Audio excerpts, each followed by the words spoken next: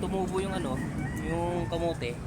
Paano tutubo ang kamote eh, ano yan eh, na mas na ano sa mga maraming damo.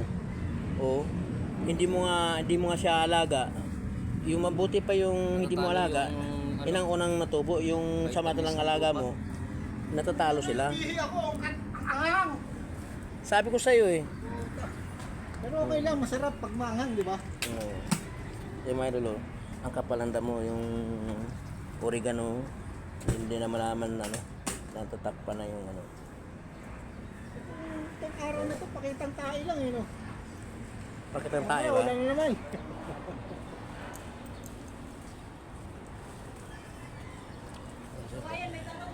Tignan mo yung mapapaya mga idol. Oh. Ayaw lumaki mga idol. Uy,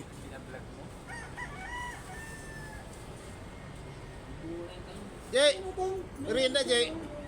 Salamat po sir. Sabong? Pa po. Ayaw lumaki mga idol. Ano ba yung ano na yung puro sambong yon? Oh, pero sambong yan siya? Buwasan mo, masyadong makapal. Tumba na eh. Pwede, Ano bawasan. ba? Iano mo, masyadong ano, kahit kapunin mo lang. Di kat Masyadong nakatakip ng ano. Di kat putulan sa gitna yan, sir. Puputulan mo lang. Oh, sa gitna. Total magsanga-sanga namin yan, di ba? Oo. So, kasi tawag dito nakakaano eh. Kahit kapunin mo lahat yan, tutubo. Oh, marami mga maliit din sa ilalim eh. Meron tayong babusle. Marami kang use na use. Gaano kadami? Ilan